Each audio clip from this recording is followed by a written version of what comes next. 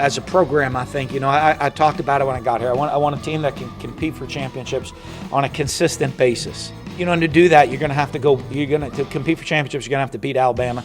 As everybody said last year, what's the margin? Last year it was 6 points, this year it was 2, and hopefully we get one more shot at it. They've got like 100 5-star football players on their defense. They have a defensive lineman that weighs 340 pounds and runs better than everybody on this call. 5-star recruits everywhere, and they play really physical. Damn. I think Memphis played more mature than we did. I think that, which I don't even know exactly what that means, but they're more advanced than we were. And then sometimes morale doesn't need to be boosted. Now, you need to boost something, but it's not always morale that needs to be boosted. And between now and tomorrow, I'm going to figure out what it is that needs to be boosted. And whether I'm right or not, we're going to boost something. Well, like I told them, we're not satisfied by any stretch, but you can't ever apologize for a win. We don't have to have the best players. We just have to have the best team. Our kids have bought into that. Listen, potential is the worst thing you can have. Because that means you ain't done it. I hate the word potential. Somebody says you got potential to have a good team. That drives me nuts. That means I'm not coaching right and they're not playing right. Oh, welcome in to the latest episode of that SEC podcast. I'm your host, Michael Bratton. I go by SEC Mike on Twitter. And I'm joined, as always, by my cousin Shane, who goes by Big Orange Vols on Twitter. What are you up to, you big Tennessee homer? Hey, buddy, what's going on? Oh, man, I am ready to get to the weekend and watch me some SEC football. Can you believe it's week 4 already, Shane? No, I hate when you say it like that, Mike, because you think about how many games you got left. We're a quarter in, so no, the time is flying, man, but it's been a fun freaking ride so far. Well, absolutely, Shane. We got a loaded show, so we'll just jump right into it. We got Brent Zwerneman from the Houston Chronicle. Going to jump to that interview in just a minute to break down this Texas A&M Arkansas game. But before we do that, Shane, as always here on a Friday, got to mention the sponsor, Prize Picks. Head on over to prizepicks.com and use that promo code SEC to get you free $100, Shane. That's what it is. They'll match your initial deposit up to $100 over at prizepicks.com. You can find a link to that in the show notes, and if you're watching on YouTube, it's on the screen. But I got a couple guys here, Shane. I want to hear what your thought. I got 4 Prize Picks selections, daily fantasy sports over there at Prize Picks. I really like these ones. Corey Kiner, LSU freshman running back, had a tremendous debut there against Central Michigan. He's hitting that spin button, but I think, maybe we're getting a little too hyped with him because Mississippi State's got a hell of a defense. So yeah. I like the under 54.5 rushing yards for Corey Kiner. Now, the big game of the week. I got 3 selections that I all love from this one. So Treylon Burks, the outstanding receiver there for the Arkansas Razorbacks, over 4 catches. I love that. You got to get Burks involved in a game like this. I mean, this is the game of the year right now for the Arkansas Razorbacks, and he's your best player. So you got to feed the beast. Get him. Absolutely. I think he gets to 5 catches. I think that's an easy selection. And I don't want to tip my hand too much, Shane. We'll get to that game here in a moment. But Zach Calzada, over 1.5 touchdowns in the game. I think he's going to have a big game against the Razorbacks. And then probably the lock of the week here on Prize Picks, easiest bet on the board, I think. KJ Jefferson, over under half a rushing touchdown. My man's only got to get in the end zone once on the ground, and you'll win over at Prize Picks. So what do you think of those selections there, Shane? Oh, man, you are kind of tipping your hat about this game's weekend, but the key to this thing is $300, Mike. I mean, hell, if I'm walking down the sidewalk and I see a $100 bill on the sidewalk, I'm picking it up. That's what we're doing today. Absolutely. So you want that free 100 again? You want to help out the show? This is a great way to do it. Head on over to prizepicks.com. Use that promo code SEC. Get in on the daily fantasy sports, and they have SEC players to pick from. All right, Shane, so I teased it there. Interview with Brent Zwerneman from the Houston Chronicle. Remember, this is the guy that broke the news at SEC Media Days that Texas and Oklahoma were coming to the SEC. He was getting laughed by some of these SEC network analysts that, no way that was happening. Not only did Brent report that, he said he went on Feinbaum's show that same day, said this is going to happen quick within weeks. 10 days later, Texas and Oklahoma in the SEC. He also got the scoop that Jimbo Fisher got his extension there right before the season started. So let's kick it over to our interview with Brent Zwerneman. All right, we're joined by Brent Zwerneman, of course, the outstanding Texas A&M writer for the Houston Chronicle. And, of course, everybody should know that name. He is the man that scooped the entire SEC, the entire country, really, when he was the one that revealed that Texas and Oklahoma were headed to the SEC during SEC Media Day. So, Brent, I really, really appreciate you joining the show. You bet, Mike. Thanks for having me on. That wasn't, from my views, I would rather that story have come out during the dog days of summer to give us all something to talk and write about. But right on the day that Nick Saban and Jimbo Fisher and Mike Leach were scheduled to appear or did appear, it wasn't ideal. But then on the flip side, I wasn't going to ignore the timing either in terms of, stumbling across that story, I'll say, jokingly. It turned that Wednesday into a very interesting day at SEC Media Days, but it might have been better on a day when we were actually looking for something to write and talk about. Right, and of course, everybody gives you credit for breaking that story, but I don't see enough people giving you credit. I believe it was on the Paul Feinbaum show. He had you on the air immediately thereafter, and you said, I could see this getting done in a matter of weeks, which that seemed like, how in the world is that going to happen? Then 10 days later, Texas and Oklahoma officially headed to the SEC. So you really had your finger on this one. Now the $1 million question, and I figure you're the best person to ask. Any idea when Texas and Oklahoma may be able to get out of their Big 12 contract? Do you have any idea on that one? It's funny, Mike, because I called this Realignment 101 that I studied up close and personally a decade ago, which is actually where all of this, the latest news, stemmed from. As I pointed out on my Twitter timeline, in the days leading up to, or even the day of, the days leading up, I'd written these anniversary stories on the 10-year declaration of then A&M President Arbo and Lofton saying, and I'm going to do a Lofton voice here for you, the Big 12 is in a state of uncertainty. And I covered it that day. And so I wrote the anniversary stories of that declaration. It wasn't A&M's actual move to the SEC. It was when Lofton gave the heads up that the Aggies were not happy in the Big 12. And that's actually in reaching out across leagues and to old contacts and, some guys who've been around for a while. That's where the story stemmed from. And the reason I say all of that is, at the time, A&M, it was supposed to be a couple of years before they made the move from the Big 12 to the SEC.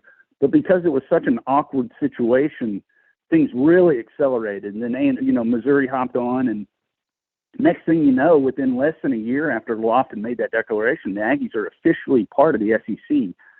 I from the very beginning, I thought that's going to happen with Texas and Oklahoma, because it's not something you want to stretch out. I said I thought it would happen as soon as, just from based on having covered everything with A&M going through that process, that it would be accelerated and could be as soon as 2022. I mean, I guess I still say that. Obviously, SEC released their 2022 schedules, which can be adjusted accordingly if necessary. I don't think it's going to be any later than 2023. I still think there's a pretty good chance, maybe even particularly from the Texas side of things, that they're going to have things lined up and ready to roll sooner than that. But I definitely don't see it stretching out any later than 2023. But obviously we're less than a year removed. Things were less complicated for A&M a decade ago in accelerating that. There's obviously more things to deal with in terms of TV contracts and so forth for Texas and Oklahoma. But we all know they all have enough money to get it done if they want to get it done and move up that process and go ahead and enter the SEC in 2022, which has been my thought all along, Mike. Mm-hmm. And how excited are you to see the Aggies and Longhorns finally meet on the field again? And because it seems like it's been 10 years of online bickering, and now we, sooner rather than later, they're finally going to be meeting on the gridiron once again. I'd much rather see that game play out in College Station or Austin as opposed to living rooms, because that's what it came down to in terms of as you said, bickering and recruiting and in recruits' living rooms and the battle being fought out there. It's going to be great to see it on the field. And, I grew up in the state of Texas, and there was not a bigger event. And I'm not a Longhorn. I'm not an Aggie. I went to Sam Houston State. There was not a bigger event in this state, sporting event, than when the Aggies and Longhorns played football on Thanksgiving or Thanksgiving weekend. It's what we all look forward to, no matter what school you went to. We all watched it. My dad grew up in the town of Dime Box, which is right between Austin and College Station. When he was a kid in the 40s, he said you always knew where the game was that year by the way which way the cars were rolling. And after this news broke in July, he called me and he goes, "You mean I'm going to get to see the Aggies and Longhorns play football again?" And it really hit me. Here's this 85-year-old man who's missed the game for the past decade, this game he grew up on as a Texan on a farm in the state. And now suddenly he's saying that he thinks he might get a chance to see them play again. So that really hit home for me. And it's bigger. I know a lot of Aggies were saying, oh, they don't need the Longhorns and things like that. And maybe there was some thought of that from the Longhorn side of things too, but not as much. But it's bigger than that. It's bigger than A&M in Texas. It's a game for the state. And so from that vantage, that was actually the first thing I thought of. It wasn't, hey, Texas is going to be in the SEC. My first thought was, hey, A&M and Texas are playing football again, and it's probably going to be on Thanksgiving weekend, and this is going to be great. Mm-hmm. Well, the other thing you scooped everybody on, Jimbo Fisher got himself a contract extension down there in College Station. Any idea, not to say that he didn't earn it by any means, but it's interesting because he, had so many years remaining and now back to a 10-year deal there in College Station. What was, the A&M thinking on that one? Yeah, that was based on future. How do they say? I'm not a stock market guy or whatever money guy, but future earnings as opposed to past accomplishments at his present school.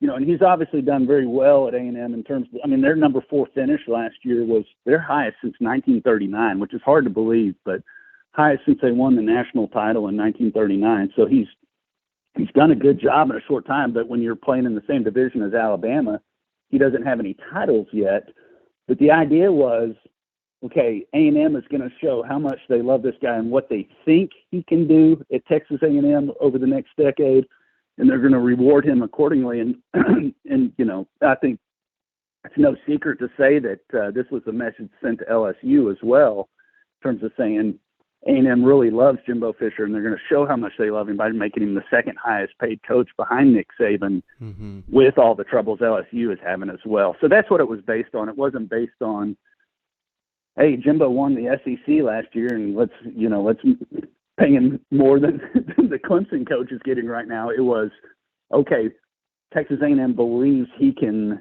get it done in the coming years, and that's why they want him to be their guy. And culturally, and I've written about this, he's a tremendous fit at A&M. He has a ranch just outside of town, right on the Brazos River, and has really submerged himself in the culture. And he goes to cattle auctions outside of town and so forth. So from all appearances, he seems to love it around here as well. All right, well, shifting focus to the big game we got this weekend, Texas A&M and Arkansas.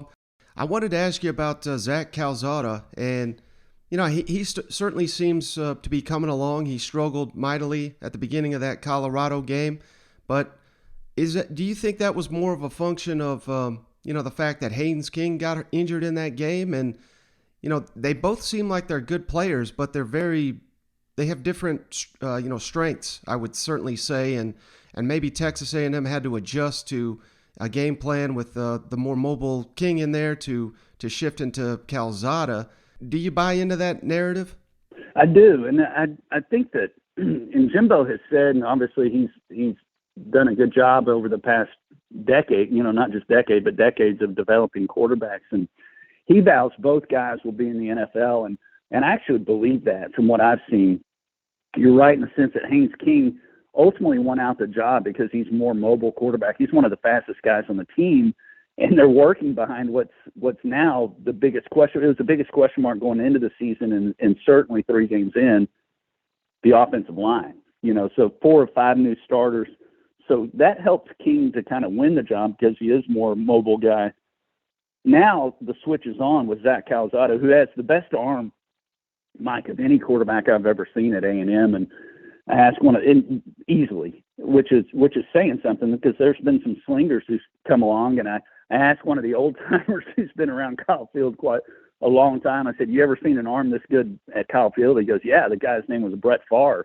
Back when Southern Miss played at A&M back in the late '80s. In terms of just being able to sling the ball." And talking about Calzada, so the switch has been on in terms of, and Jimbo has said that there's not going to be any huge changes. For one thing, he can't. I mean, their strengths are still going to be their strengths, which are their running game and so forth. But there has been an adjustment with the idea that Calzada is going to be more of a passer, and he's an excitable guy.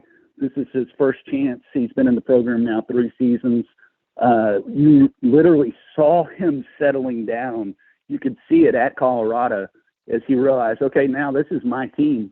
And sure enough, on their final possession, he leads them to a game-winning touchdown drive and kept their national title hopes alive on his best pass of the day at that point. And he looked good against New Mexico. You could tell he was settling in, but this offensive line is the one to really keep an eye on. And Jimbo's tone changed too, from post-game of being down on them, saying they need to really get their act together, to this week he was trying to be more upbeat and saying, hey, they're coming along, and there were just little things that they need to adjust. But certainly that's their biggest question, and ultimately why I believe Haynes King won the job back in August is that he's a guy who could escape more trouble if necessary, and certainly Jimbo has now been adjusting accordingly with Zach Calzada, the gunslinger back there. Well, shifting to the other side of the ball, I mean, this Texas A&M defense is just playing outstanding for Mike Elko. You've been covering A&M for quite a while. Have you ever seen a Texas A&M defense this good, do you think? I haven't, because I started covering in '95 and left for a couple of years along the way. But when I started covering at that time, a quarter century ago, you would hear the tales. And of course, I grew up watching, as I talked about, watching the program, even though I wasn't at school there, of those wrecking crew defenses, particularly of the mid to late '80s and early '90s, that were just awesome. And now suddenly you're seeing with this defense, we're referencing numbers that you haven't seen since back then. And like in 1998, I covered a really, really good A&M defense led by Datwin, the All-American linebacker. And that was also the last time they won a conference title. They won the 1998 Big 12 title. Really good defense. This one's better. And to Jimbo Fisher's credit and Mike Elko's credit, when he hired Elko and they came in together, they kept Terry Price, defensive line coach, who was an old A&M player who had done an exceptional job recruiting. He had gotten Myles Garrett to Texas A&M under Kevin Sumlin. Price was one of the few retentions, one of the few guys they kept around, and it was a smart move. I mean, defensive line is certainly a strength of this program. Some questions at linebacker. The secondary, Jimbo and Elko have recruited really well in the secondary with defensive backs, 4- and 5-star guys that they brought in who are really kind of coming into their own. So, yeah, if A&M is to have a chance, if A&M is going to have a shot at winning its first SEC title or division title or beating Alabama at Kyle Field this year in October, it's going to be because of this defense. It's not going to be because suddenly the offense comes alive. It's going to be because this defense has kept them in games. There's some questions so far on its ability to kind of really stop the run, but that's been really the only issue. And if you look how many points, shutout New Mexico, first shutout at Texas A&M in 5 years, 7 points to Colorado, 10 to Kent State, 17 points over 3 games, 5.7 points per game. Jimbo will take that. So yeah, this defense has been exceptional, and fortunately for A&M, they've been able to keep Elko around. He's had some offers. Kansas came after him last year and so forth. But I also think he's taken the Kirby Smart approach of saying, hey, we can do good things here at Texas A&M and along the way, and then a much more prime job might come open for him along the way too, to be a head coach. And he's still relatively young. He's mid-40s or so, something like that. So So he has time. So yes, this defense has gotten it done, and that's been kind of a fun part for A&M fans, because back in the day, it was always about the wrecking crew defense. And last week I was getting text messages, and also in Colorado both times, of saying, "Wow, is this reminding me of the early '90s?" Because this offense is struggling and trying to get it going, but the defense is more than holding its own and keeping the Aggies in the game. Well, based on your comments there, you're looking ahead to Alabama. You're talking SEC championships. I got to assume you like Texas A&M to win this weekend in Jerry World. I do, but I think it's going to be, if you look at the series of late, even though A&M has won 9 in a row, they've been some really close games, some overtime games and so forth. And I think it's going to be another one. And hey, as a guy who grew up on the old Southwest Conference, I think it's been kind of neat to see the resurgence under Sam Pittman and what he's done at Arkansas. And you love a story like that too, a guy who's just plugged away and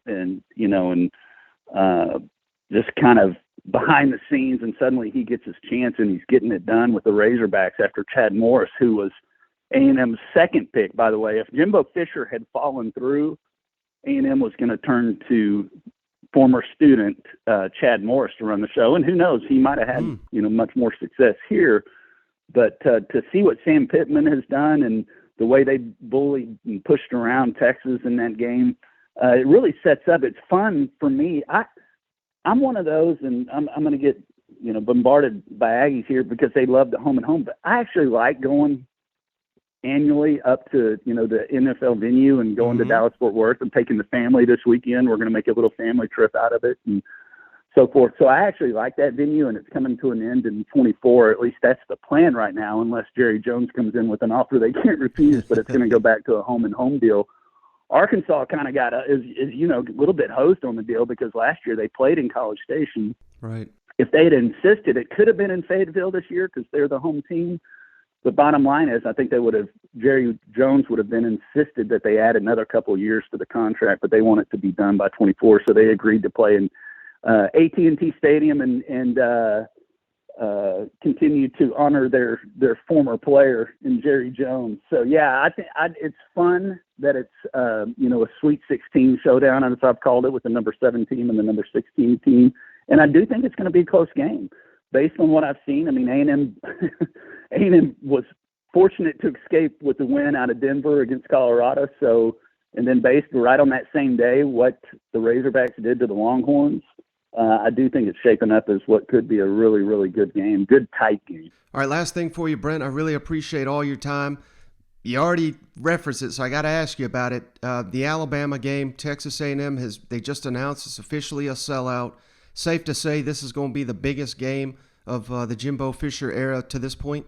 Yeah, I knew that was coming, right? Yeah, in terms of, and I had, before the season, I was kind of buying into all the hype, and Haynes King running their show and all that, and I actually predicted a win, an A&M win over Alabama, and I said, by then, going into mid-season, it might not even be that much of an upset. And now, then the first thing, then A&M has trouble beating Colorado, and Alabama just steamrolls Miami on that opening weekend. I'm going, I don't know about that.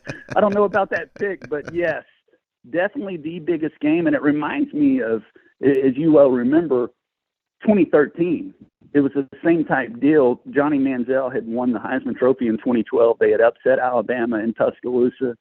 I mean, the hype around that game was probably the biggest I've covered, at Texas A&M, and that just leading up to that of the Crimson Tide, the reigning national champions, coming into Kyle Field with A&M having Manziel in a row. And of course, Alabama won that game in a shootout. And so, yeah, I'm comparing the hype, although right now A&M hasn't looked as good as what I thought they would so far. And part of that has to do with what we suspected, suspect offensive line, but also losing Haynes King didn't help. So if they can stay on the right track, which is Arkansas and then Mississippi State, and I suspect Alabama will be on the right track leading into that game, that's going to be a really, really, really fun week in Aggie Lane leading up to that October 9th game with Alabama coming into town. All right, he's Brent Zwerneman, covers Texas A&M for the Houston Chronicle, and if you're not following him at Brent Zwerneman, you're not doing your life right, because he's the biggest scooper out there in the SEC and maybe even college football. So, Brent, I really, really appreciate the time. That this was outstanding. Mike, I really enjoyed it. Anytime, man. Thanks for having me on. All right, Shane. So I'm really appreciative of Brent Zwerneman. Had to get the Texas A&M side of that game covered after we had JB on the last episode breaking down Arkansas. But hey, this is one of my favorite interviews we've ever done on the show. Brent really delivered here, didn't he? Hell yeah, man. And it touched the heart, man. You think about your papaws and your great-grandfathers talking about these games. I mean, this is this is about family and football. So I just love – that was a great one, man. I love the fact, speaking of this Texas A&M Arkansas, he said, how about that, Shane? If Jimbo didn't become coach, they would have got Chad Morris down there at A&M. Oh, how about that? Man, it only takes one hire, man. Well, buddy, we've got some games to pick. You ready to make our weekly selections? Let's do it. All right, Shane, so I'm going to start just in order. The kickoff times here is really what I'm doing, but we got a showdown here in Nashville with them Georgia Bulldogs going on the road to face the Vanderbilt Commodores at noon Eastern, 11 o'clock Central on the SEC Network. Georgia favored by 35.5 points. Good God. And the over-under, 52.5 points. Georgia's won 3 in a row and about, I'd say 48 of the last 50 here. So who do you like in this matchup, Shane? Oh, man, if Vanderbilt could forfeit one game this year, Mike, it may be this one. I'm telling you. Vanderbilt, don't get me wrong. I loved the fight in these guys. I thought they gave Stanford hell. I just the progression between the Colorado State game and to going into week 4, I think they're moving in the right direction, Mike.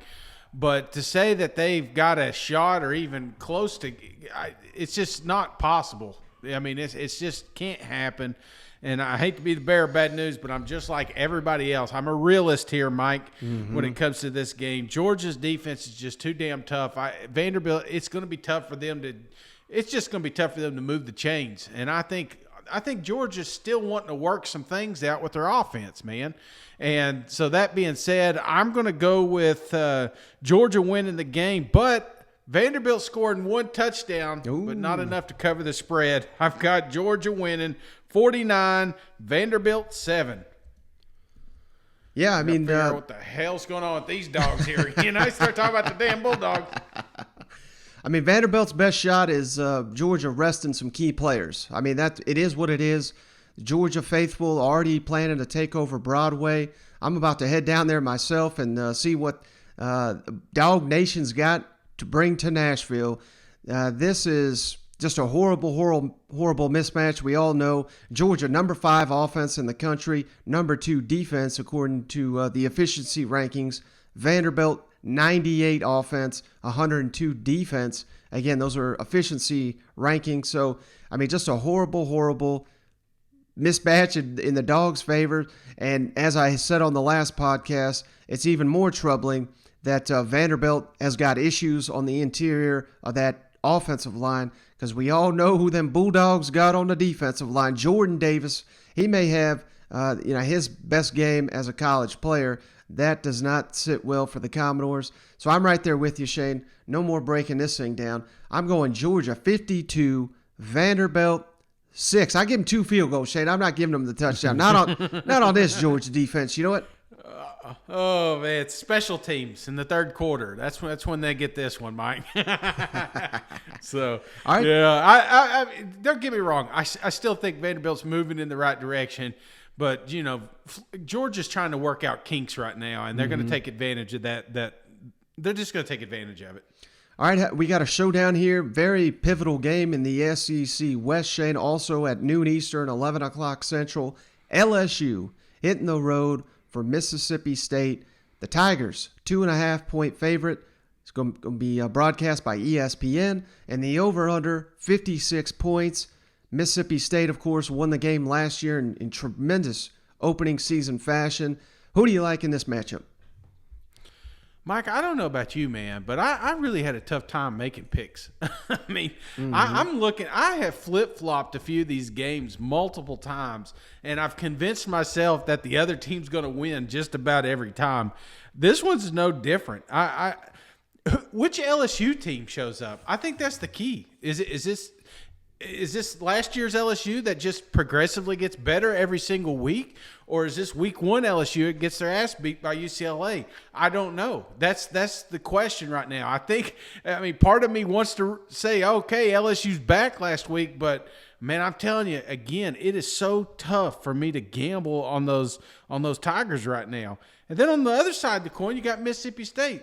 At times, looking like a dominant top 25 program. And then at times, they look terrible. And again, I hate to look back in the rearview mirror, Mike, but this game last week is still in my craw, man. They should not have let Memphis sneak back into this thing. They should have done things a little bit different. They capitalized. They made too many mistakes. So, needless to say, all that being said, Mike, the spread on this game is what, 2.5 LSU? Yes, sir. Yeah, I think LSU's back, man. And I don't think they're like all the way back, but they're back enough to beat Mississippi State. This scoreboard, this constant reminder this week down at LSU is how they embarrassed them last year. I think this is a little bit of a revenge game. It does help that it's in Mississippi State, but I just think LSU I think it's one of those last possession games. So give me LSU 28, Mississippi State 21. Ooh, I love a lot of what you had to say, Shane. I mean, like you said, if Mississippi State wins this game, would not surprise me in the least. If LSU wins this game, would not surprise me in the least. It's an issue for me that the home team is an underdog. It certainly seems like Mississippi State playing with the Cowbells there in Starkville as an underdog. You got to like their odds more often than not. Last time they were underdog at home, NC State whooped the hell out of them. You know what I mean? So, and if we get the LSU that we got week one, maybe even week two against McNeese, LSU may get run out the building here. But I'm kind of with you, man. I mean, last week it all kind of started to click. At least it appeared to for LSU.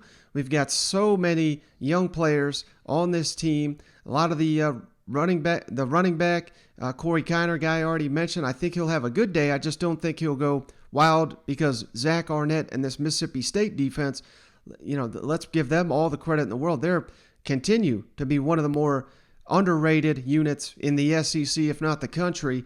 But I just think LSU's got so many weapons. Max Johnson seemed to really get some confidence last week, throwing to a lot of these receivers, Keyshawn Butte.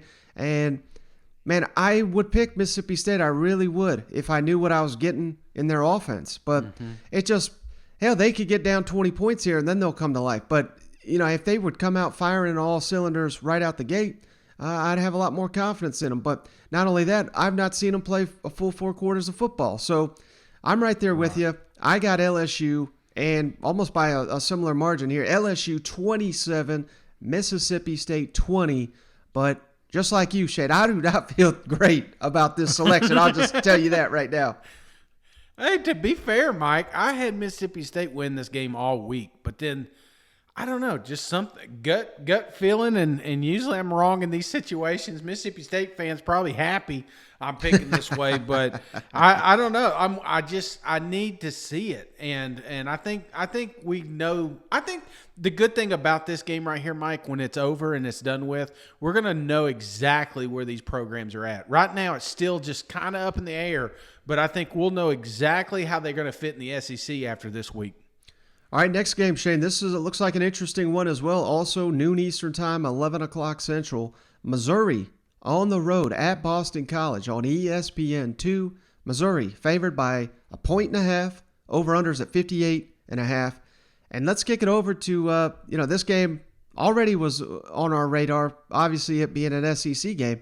But we had the coaches trading shots here. So let's kick it over to Eli Drinkowitz and Jeff Hatley before we make our picks. Good test to have that as your one Power 5. Would you like, I know you've got so many games already scheduled out 20 years down the road, but would you like more of a regional game if you could pick how those non-conference schedules go? This by no means is any knock on Boston College. I think it's a great game. It'll be a tremendous test. I think they're a really good football team. They're 3-0. They were, maybe 6-5 last year in a COVID year, and I think Coach Hafley's done a tremendous job there and poised to have a big year. I mean, you look at the ACC; it's wide open, and us traveling to Boston is going to be a very difficult test. If I had my pick of it, I would love to play a regional matchup that was maybe more of a rivalry game. That would be maybe a little bit more exciting to recruits to watch, from a TV perspective, or, maybe we're playing in front of your family. I don't know the last time Missouri signed a kid from the great state of Massachusetts. Kevin. Hey, Coach. Sorry if you were asked this earlier. I hopped on a bit late, but yesterday Missouri's coach said he would rather the non-conference game be a regional game and kind of inferred that you guys might not draw many eyes. I'm just curious what you kind of thought about that, or if you heard it. Yeah, I heard it because there's about 500 people that sent it to me. Besides that, I probably would have never heard it. Look, he said I don't think he meant anything by it, and I'll give you my opinion. Truthfully, you guys asked me how I felt when we had to go and play UMass, right? And we had to go to Temple and play Temple. Shoot, if Colgate wanted us to go play him there, I'll go play there. And if he really didn't want to come to Boston, he should have called me up and asked me, and I would have got on a plane and flew out to Missouri to play. I don't care where we play. I don't. The football season for me is about getting our team games, getting better every day, and having a great time doing it with each other. So it is what it is. All right, Chase, we got some bad blood here. It looks like a little bit between Missouri and Boston College. Credit both these coaches, I think, for being transparent. No coach speak from these two, so got to love that. But who do you like in the ball game here? I love the attitude, man. I want my head coach saying this. Now, obviously, I'd like to be 3-0 when my head coach is saying this, but don't get me wrong. I mean, this is the SEC. We don't care about Boston College. You know what I'm saying? Right. Boston College. Yeah, you look. Oh, they're 3-0. Yeah, but look at the teams they played, man. They played like Colgate. UMass is another one. That's like toothpaste, I mean, come on now. Their quarterback's hurt. Doug Flutie ain't walking out them doors, Mike. I'm telling you. So I say all that to say this, man. I love the attitude of these Tigers, and I think they battle back. I think they got embarrassed when they went to Lexington. I really do think they wish they had that game back because that was a game they thought they had as a victory. They didn't. They let it. They just would like a do-over. Well, they don't have that opportunity. But moving forward, they do have the ability to make a name for themselves, and I think they do that by just talking trash to a team like Boston College and then going up there and just doing what you're supposed to, and that is putting these guys away. There's no such thing as home field advantage in Boston College, Mike. Give me Mizzou. Lock of the week. Ooh. 31. Boston College, 21. Ooh, and Shane, on his primary locks of the week, he is undefeated. So, Missouri, you got to feel great about that. And I'm feeling great about my pick now that I've heard that one because I'm right there with you. I mean, Boston College has shown an ability to run the ball, which is a little bit troubling to me. They run some of the same principles that we saw from the Kentucky offense, and that's something Eli Drinkowitz got on this week. So that is a little troubling. But still, at the end of the day, Missouri's got a lot better talent than old Boston College. That's why Eli don't want to play up there because they don't got no recruits up there. Some of our skill players got some confidence last week, beating the hell out of Simu. And, I think even in a loss, again, we don't believe in moral victories, but Missouri showed a lot in that game at Kentucky, particularly in the second half. Their offense was damn near unstoppable. So, it looks like that has continued on here 2 weeks down the road into Boston College. As long as that continues, Connor Bazelak, Tyler Beatty, I think they have their way with Boston College. I'm going Missouri 35, Boston College 24. Mike, you don't go to Boston College to watch good football. You go there for medical advice, All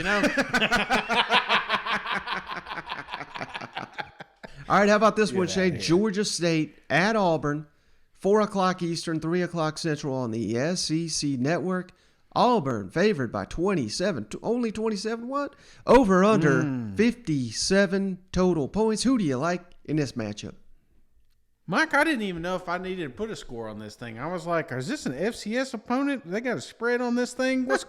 Then I remember exactly who. You think I don't know who Georgia State is, Mike? They can get you, but they're not going to get these Auburn Tigers, man. I'm telling you, Auburn should have had a victory up there at Penn State. Again, another classic case of letting this thing.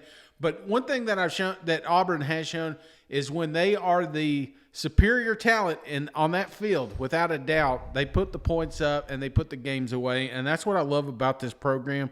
And it's a safe bet. It just feels safe. I almost made this my lock of the week, Mike. I think Auburn comes out and just kicks Georgia State's ass.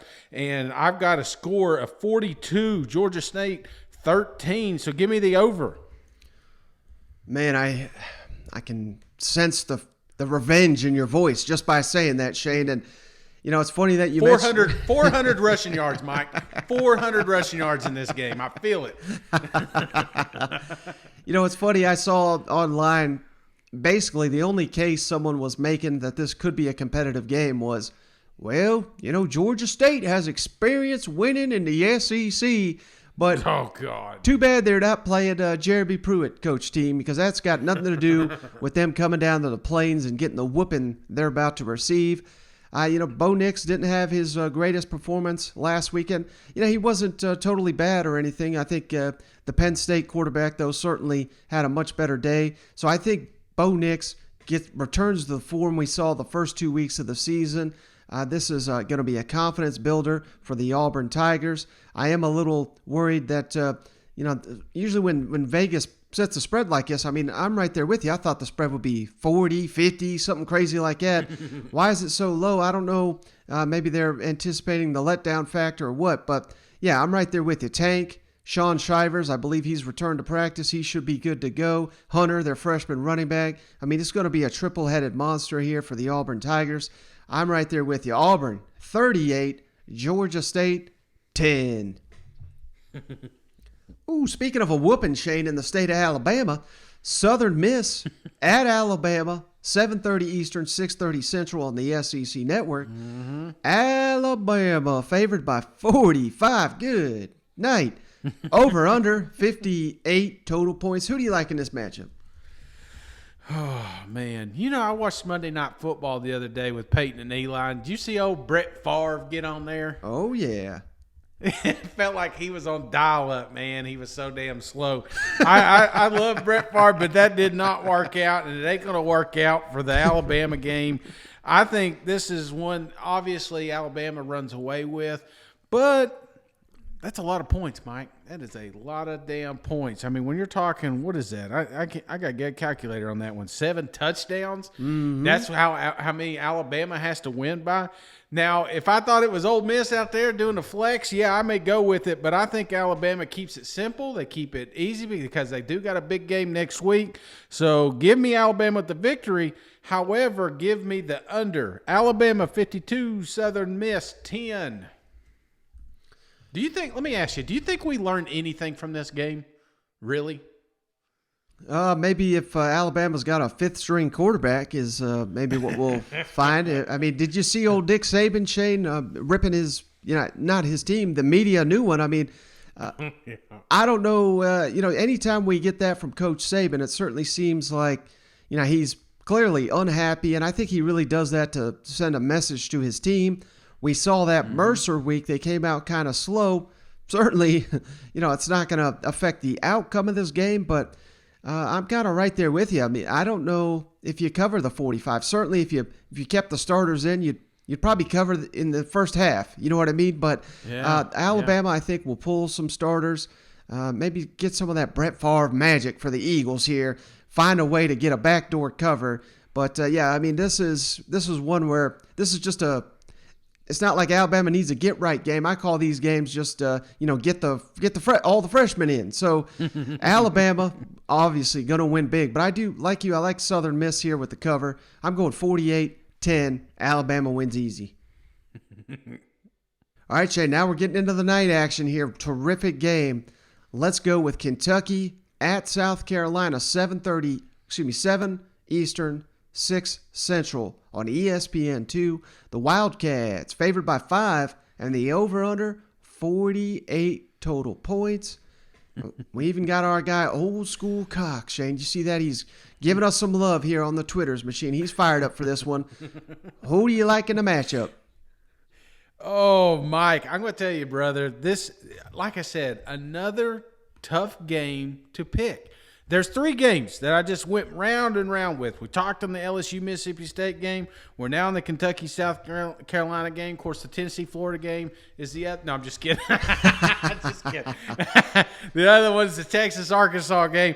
But I'm going to tell you, man, this one I kept going back and forth, and I'm trying to play this game in my head. How do I see it playing out? Well, there's some things I like about both teams. There's some things I don't like. For starters, I think the blueprint is out on Kentucky. Okay? When they came out and they played Mizzou, we've never seen a team like this. Airing it out, having fun. It just felt like, wait a minute, this isn't the Kentucky team that we know. Mm-hmm. But then you saw the UTC game, and you saw that defensive front give this front line a problem. The running game was shut down. The team became one-dimensional. We just came from a one-dimensional Kentucky, and it wasn't good. We need a two-dimensional program. And I think they're getting there, Mike. And then you look on the other side of the ball, you got South Carolina. Did they get destroyed by 500 five-star recruits down there in Georgia? Yes. All right, we get it. They played a talented team, but there was bits and pieces in that game that really impressed me. And times that they were able to move the ball without their quarterback, without all their running backs having 8-9 in the box. It's just, you're going to South Carolina, and even Barstool put a thing out about one of the most annoying stadiums in the country is played over there at South Carolina. And I'm telling you, Mike, these guys are going to be loud.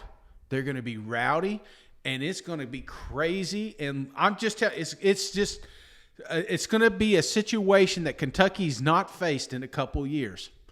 And I think that plays in the favor of South Carolina. Ooh. And I'm doing it, Mike. I mean, people are going to consider this an upset, even though it's, a 5-point game? Right. South Carolina, Coach Beamer started out the season 2-0, took a loss down there in Georgia, looking for a signature victory, and I think he gets it early in his career. Give me upset South Carolina 28, Kentucky 24. Ooh. You know, Shane, that might be a hell of a pick there. We talked about it earlier. Mark Stoops' record on the road. It ain't pretty, brother. The Kentucky Wildcats have not been able to get it done on the road in the SEC under Mark Stoops. Last week, Chattanooga game, very disturbing. Matchup potentially of the weekend here in the SEC. Kentucky's offensive line versus South Carolina's defensive front. That is going to be, just a war down there. The side that wins that battle is going to win this game. And if Kentucky of last week shows up, they're going to get blown out in this game because they got worked by UTC at points in that game. So, I mean, that's troubling for sure. Will Levis has got to stop turning the ball over. I don't know how serious it is. I don't think it's very serious, but Chris Rodriguez, his wrist, I think, is hurt. So that could be a factor. Maybe that's why he keeps fumbling the damn ball. We got to get a correction on that. We got Luke Doty starting his first game for South Carolina. Yeah. So how does that, this is the quarterback, of course, that was scheduled to start all season long before they had to go to Zeb Nolan. How does that play into the factor of this game and maybe opens up the offense a lot more to what this coaching staff wants? And, I think the key part, you mentioned it right there, those South Carolina fans, man, this is going to be their, like Florida welcoming Alabama, Absolutely. Like Auburn, like Arkansas welcoming Texas. This is going to be their game of the year up to this point. Willie B at night, Shane Beamers wants the damn fans to yell through their mask. How could you not get fired up when your coach is out there? And not only that, but that guy's going to be jacked on. I don't know if he drinks Red Bull or not, but it looks like he's had about 20 of them before he takes the field. Now, having said all that, Shane, I love everything you said. Give me Kentucky lock of the week. I think Kentucky, I think they're legit. I think last week was obviously disappointing and should not be excused by any point. You cannot be this upper echelon team in the SEC with just performances like that. Now, how do you get people to forget all that? You clean up your mistakes. You go out on the road. You beat a team that, I got to be honest with you, Shane, just evaluating the two rosters, I think Kentucky right now has got a lot better roster than the South Carolina Gamecocks, and that matters a hell of a lot more than fans in the stands and all that. So I'm going Kentucky 30, South Carolina 20. Right, to be fair, Mike, being fair here, I did have these scores flip-flop before we started talking. And same thing, man. I kept convincing myself that this defensive front is at UTC, and they are going to wreak havoc back there in the backfield. And then on top of that, the Luke Doty, I think you hit the nail on the head, man. I mean, the element of surprise is South Carolina's pocket right now. So I think if they can get an early lead that plays in their favor, if they can make Kentucky one-dimensional, you saw it. You right now, I don't know if I want Will Levis shooting it out with anybody. So I'm going to go with the upset special. You went with lock of the week. So we'll see. We're going to find out Saturday, Mike. And the great news for the Gamecocks, Shane, I have a losing record on my lock of the weeks so far this year. All right, next game, Shane. Tennessee at Florida. 7 o'clock Eastern, 6 o'clock Central on ESPN. Them Gators, Shane, favored by 19 points, over-under at 63 total points. Who do you like in this matchup? Oh, well, I love my Tennessee Vols, Mike. You know what I'm saying? I love upsets. I've already picked one or two of them here. The problem, Mike, the biggest travesty of this game is the fact it's being played at 7 o'clock. It became a primetime game that these fans are going to be loud and rowdy for. And that's the last thing the Volunteers needed was a loud swamp. We needed a hungover noon o'clock swamp, you know, where they're sitting there at halftime like, what the hell happened? But unfortunately, it's a primetime game, and if Dan showed me anything, he's typically 9 times out of 10 ready for a primetime game, which I think he'll have these guys going. Now, I expect some points to be scored here, and I hope that we learn a little bit about both these programs this Saturday. But until Tennessee can find a quarterback that can't throw 10 yards over your head, I don't see them being competitive in this game. And I hope I'm wrong, Mike, buddy. I'm hoping I'm wrong. But give me Florida. Florida Gators. Here's the thing, Mike. I can see this game playing out and just leaning on that running attack and our guys being 3 and out and wore out. This is one of those games that could get ugly real quick, and that's what I'm afraid of is to tail into this thing when the defense is just exhausted. So I think it's a closer game around half, but I just think Florida, with the competitive depth, they just pull away from us. Florida 42, Tennessee 24. Ooh, oh man! So I got Tennessee covering the spread. Just FYI, but I just think Florida, if they backdoor this thing, maybe, I don't know. Mm-hmm. And have you heard the news, Shane? It sounds like old Anthony Richardson going to be able to play. And one of my favorite responses, I just saw someone say, well, hell, they had to hold him out for Alabama for when the real team comes to town. So, I mean, that's Tennessee's luck right there. Anthony Richardson is just amazing. Hell, they almost beat Alabama without him. Yeah, for me, Shane, I think the biggest key to this game is Josh Heupel loves to go warp speed on offense. I think that's the only speed he knows. And, it's the strength of his system. Yet, how can you do that when your opponent is the nation's best rushing team? And you better believe that if Florida can run all over Alabama, they're going to be able to run all over Tennessee. I mean, they don't have the linebackers that Alabama has, and they certainly don't have the defensive linemen. So it seems like a terrible, terrible mismatch for the Vols. I do think they will be able to have some success, particularly if it is Hendon Hooker, like I think it should have been all along for the Vols. Now, if Joe Milton comes out here, oh man, I don't know. I don't think Tennessee's got a shot with Joe Milton the way he rockets these passes. Now, maybe he plays better when fans are booing him. I don't know, but yeah, I mean, how can you not be impressed with what we saw from Florida? The only, I think chance Tennessee's got in this game is the letdown factor, but. By all indications, I mean, Florida's fired up for this thing. Dan Mullen is calling for the fans to show up. I think they will answer that call. So I'm right there with you. I think Florida's defense, outside of that opening against Alabama where there were some missed tackles and whatnot, they are much improved this year. So I think they'll be better equipped to handle this Tennessee offense. So I got it right with you, Shane. 35-20. I like the Vols to cover, but Florida to get an easy win. And they probably could run it up if they wanted here late in the fourth. But I think they're going to take it easy after the war they were just in against Alabama. Yeah, and if Milton plays, some of them fans may get some souvenirs. All right, Shay, we held off long enough. Game of the week here. SEC on CBS. Arkansas versus Texas A&M. The Aggies favored by 4.5. 3:30 Central. 3:30 Eastern. 2:30 Central, of course, on CBS. Over under of 47 points. Who do you like in this matchup? 47 points. Man, they're thinking kind of a low-scoring game, huh? Yeah. This is the theme. The theme of week 4, Mike, is we're going to have some tight games, man. Yeah. And we're going to have two of the best programs playing prime time. CBS, no game of the week, no SEC network. Don't need none of that jazz. Just give me Gary Danielson and CBS. And we're going to have us a hell of a ball game. And I think this is exactly what we're going to have, man, because they match up so well.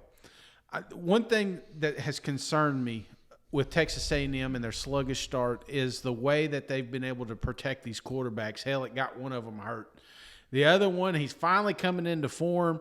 He's making some great plays, but he can only do so much when he's not vertical. So That's what worries me, because Arkansas's got a hell of a defense, sneaky good defense. They can come in there, they can raise hell. So that's the part that scares me for the Aggies. I have been willing Texas A&M to the SEC championship since the start of this season, Mike, and it's getting harder. I mean, I about lost it in Colorado last week. Yes. Did they win? Yes, but they were supposed to, and they still look sloppy doing it. Arkansas is playing like they're going into week 9, and I think that's a huge advantage. Texas A&M 7, Arkansas is 16th. We got a 5.5 point spread here, Mike, and I think it comes down to the damn last second. In fact, I got game-winning field goal of this game, 31. Texas A&M, Arkansas, 28. I had it. This is one of those, again, back and forth. I'm confused. I don't understand. Who's winning the game? Oh, did I not tell you? Texas A&M. That's it. This is how confident I am, Mike. I don't even want to tell you the teams. I'm just going to tell you what the score is going to be. Yeah, I mean, this should be one hell of a matchup. We still don't know. Ricky Stromberg, Dalton Wagner, the offensive line for Arkansas, will they suit up? That could be paramount in this matchup. Anaya Smith, Texas A&M, a little banged up as well. It sounds like Caleb Chapman, the receiver for A&M, is not going to play. So, some key players on both sides of the team are going to likely miss this game, or at least be limited for the matchup. So it doesn't really favor one side or the other, if you ask me, on the injury front. These defenses, both some of the best in the SEC. I think Texas A&M might have the most underrated. Everybody loves Georgia. How could you not love Georgia's defense? But I think A&M is right there with them, while Arkansas, I think they are, they don't have the star power, but they just work as a unit. And I think defense is all about working as a unit more so than anything else. So I understand why everybody's looking at the spread or the over-under, I should have said. And kind of like you, Shane, I mean, this, hell, it wouldn't surprise people if it was 10-9 or something like that. But I think it's going to be a lot more high scoring because I got a lot more faith in KJ Jefferson and Burks and Traylon Smith and this Arkansas offense. And on the flip side, I love Texas A&M's offense outside of the offensive line, which has been struggling. I think Zach Calzada's starting to come on. That's why he was one of my prize pick selections. I think he's going to have a solid game. But, man, I have gone back and forth all week on this matchup. And I like, I like what you said, Shane. I think it comes down to a field goal. I mean, this is going to be that type of a ball game. But you got the wrong side, brother. Cam Little. He's going to kick it, the freshman, for them Arkansas Razorbacks. 27, Texas A&M 24. The streak ends this weekend in Jerry World. And if you were asking me, Shane, on a confidence scale from 1 being the least, 10 being the most, I'm going about 0.5. Morristown Honda. I mean, this would not surprise me at all because I think A&M is elite. But I think you kind of hit on the key there, Shane. It's not so much I'm sitting here saying that, 9 times out of 10, Arkansas is going to beat A&M, but which team's playing better? And I really do feel like the Razorbacks are hitting on all cylinders right now. And I think that could be the difference in a tight game here in Jerry World. But again, it would not surprise me in the least if Texas A&M finds a way because they got so many damn stars on this game. And a part of me wants to see them win it because I want to see A&M and Alabama both be undefeated when they meet in a couple weeks. But I just got to give you my honest take, Shane. I think Arkansas is playing too well to get beat right now, particularly when A&M's offensive line has just not really been getting it done up to this point. So I just don't know how you can. Now I wouldn't say unbelievable, but I'm turning myself into knots here because I think it's so tight. But it's just a slight edge to the Arkansas Razorbacks. Yeah, I think it comes down to future head coach Elko and Odom here. I think this is who can draw up. I think that's what it is. It's going to come down to a couple key possessions, Mike, and which defense trips up the offense at the right time. I mean, the fact of the matter is, Mike, you look at what Arkansas is going to be calloused at the end of this streak. Man, they got Georgia, they got Ole Miss, they got all these damn teams they are playing Georgia, right? Next week, yeah. Yeah, so I mean, there's no trap game here, man. Right. Arkansas they got to get used to this, and if they've shown us anything with the Texas game, they're ready.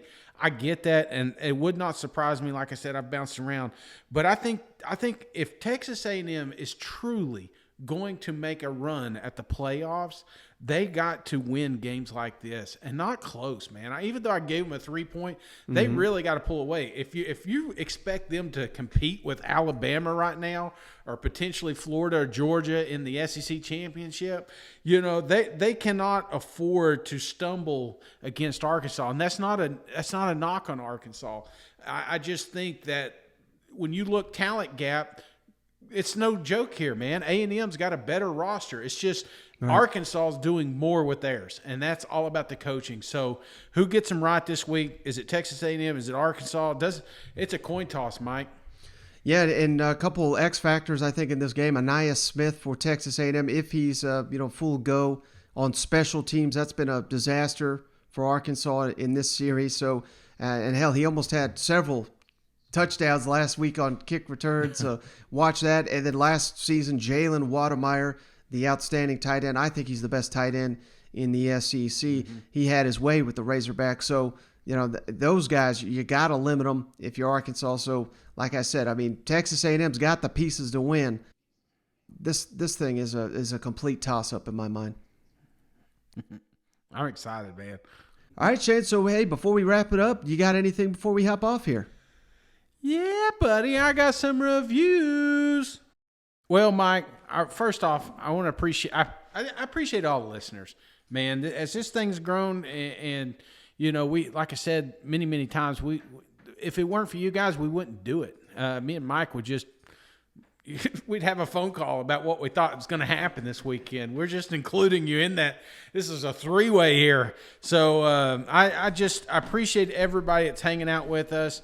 There was a couple of you that's been there since day one, and I'm talking about multiple reviews. That really does help us out. If you get on there to the Apple reviews, leave us a 5-star rating. Mike sends you a beer koozie of your choice. So Mike's constantly at the mailbox. So I thought it'd be great. And this is courtesy of our boy Ollie, even though he probably hates me right now because I picked against him. But I do want to, he said he wanted to know about the reviews, getting those out. And I was like, yeah, Mike, we need to start reading those again. So I'll be sure to start reading them moving forward. So this one's going to be a little bit longer because I'm going to go back to August 27th here. The best pod out there, 5 stars, comes from Brown707. Love the info Mike brings to the show and the humor and betting info that Cousin Shane brings. When he shows up, LOL, kind of tied up, Shane. Go Big Orange, hashtag VFL. Well, Brown, I appreciate you. Yeah, appreciate you, Brown. Next one comes from Razorbackology. Cool name. Love this pod. 5-star. SCC Mike always does a terrific job covering all of the bases in the most decorated conference in the country. The constant content makes it easy to make this podcast a daily routine. Well, Razorbackology, we appreciate you. Yeah, that's my buddy Ben. I've done his show, so thank you, Ben. All right. Next one comes from Gator Hater. Oh, perfect name for this week. This one says, great job. 5-star. Love the pod. I listen every day at work. Go Dogs. Well, Gator Hater, I appreciate you. Appreciate you, Hater. Next one comes from K Pierce 92. Love the pod. 5-star. Love the podcast. Mike and Cuz Shane are hilarious and give a great unbiased opinion on the greatest conference in all of college sports. Well, K Pierce, appreciate the kind words. Appreciate you. Yeah, thanks, Pierce.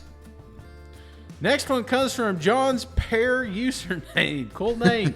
Good stuff. 5-star. Listen to during my morning workouts and sometimes while driving. Helps me up to date with my sports addiction without having to stare at a video screen. Some sports podcasts can get boring and make me want to fall asleep, but these guys are entertaining and bring on new guests. Highly recommend. I'd give 6 stars if I could. Go Gators at the end of this one. John Perry username. Appreciate you. Yeah, appreciate you, John.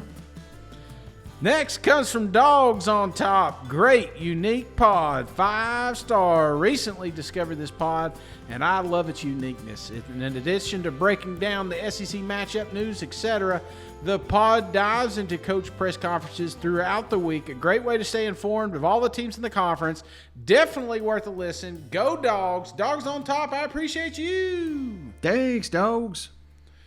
Next one comes from Husky_23, the best SEC coverage, 5-star. Love the great coverage of the SEC, and I think Mike is fantastic. Wait, whoa. I just said that one again. You realize Shane, real quick, cannot read. And I think Mike is fantastic with great analysis of all the games and news from around the SEC. Husky23 doesn't appreciate me. Yeah, I wrote this one. Thanks, Husky. Next one comes from Swampy8. Great pod, 5-star. Mike does a great job, and you got to love Cousin Shane. A nice down-home Southern football podcast. If I could nitpick one thing, it would be the 2 to 3 minute long intros. Intro. That's a big word. That's what we don't do those in Tennessee. The same coach quotes every episode. I skip those every time to get back to the substance. I think 30 seconds or so would be more appropriate, but what do I know? Go Gators. Now, to be fair, Mike, this was September 10th, and you've changed that since then, but Swampy8, I appreciate you. Yeah, appreciate you, Swampy, and I appreciate the feedback because that's kind of, that's how we improve the show, and we've been doing that every week, been switching out those intros, so I hope people pay attention and appreciate that. Yeah, and you've been tweeting the videos out and everything. I really like I love the new intro each week. I think that's a great idea. Next one comes from JGWIV, a lot of letters. Awesome SEC pod, 5-star. Mike and Cousin Shane are the best. Give great info while keeping it funny, 5 stars. Well, JG, I appreciate you. Yeah, our favorite JG. Thank you. Yeah. Next one comes from Peyton Majel. The pod, 5-star. Love the podcast and is by far one of my favorite pods to listen to about the SEC and college football. Well, Peyton, I appreciate you. Thanks, Peyton. Next one comes from AMC GILL 31. Great podcast, 5-star. Guys do a great at the news and updates on the SEC. Keep up the great work. Well, AMC, I appreciate you. Thanks, McGill. Next one comes from Rich Porf. Cool name. Really good stuff with a whole something. It got cut off there, Mike. I'm on my phone here. 5-star. They find a way to bring out the key points of info diehard fans of the leagues want to hear in chill sort of way. Rich. Well, Rich, I appreciate you. Thanks for the support, Rich. All right, next one comes from Go Dogs 1994, best college football podcast. 5-star. Love starting my mornings with SEC Mike. Best all-around SEC news and podcast out there. Keep up the good work, fellas. Go Dogs. Appreciate you. Yeah, I swear I'm not writing these. Yeah, Mike. Jeez, where's mine at? Mike Sus. This must have been when I was on my sabbatical there. Mike Sus. 5-star. Go Vols. Y'all keep bringing great content. Love it. Thanks for the koozie. Go Vols. Well, Mike, I appreciate you. Enjoy the koozie. Yes, sir. Hey, if you got some koozies at the games, be sure to send a picture of it. We've been putting those out on the Twitters. Next one comes from Jack Bo Jennings. Cool name. Hotty Toddy. 5-star. 3rd year on the pod and 3rd review. Look at the hustle, Mike. Look at Jack Bo here. Content keeps getting better. You guys are the first thing I listen to in the morning from mid-July to end of January. Also, Matty C for Huntsman. Well, Jack Bo, I think you may have a chance there. Appreciate the hustle and the 3rd review. Yeah, absolutely. Thanks for all the support. We really do appreciate you. Next one comes from Dyersburg Vol at Jamie KS. 5-star. Very excited that you are full-time. Cousin Shane and yourself make my week more fun and helps me look forward to the weekend of SEC action. Y'all are the best. I can't wait to have a cold one with Cousin Shane with the big orange koozie. Well, Dyersburg, where you at? We'll meet you this weekend. Yeah, appreciate you, Dyersburg. All right. This one posted Saturday. T. Breisner, perfect podcast, 5-star. Found this podcast a few weeks ago and have listened every day. Perfect combination of insight, interviews, and good banter. Must listen if you love SEC football. Well, TB Breisner, I appreciate you. Yeah, appreciate you. This one comes from a lot of letters. The Tennessee Homer, 5-star. You know why I'm here. Koozie. Well, I appreciate you, G. Yeah, whatever your name is, we do appreciate you.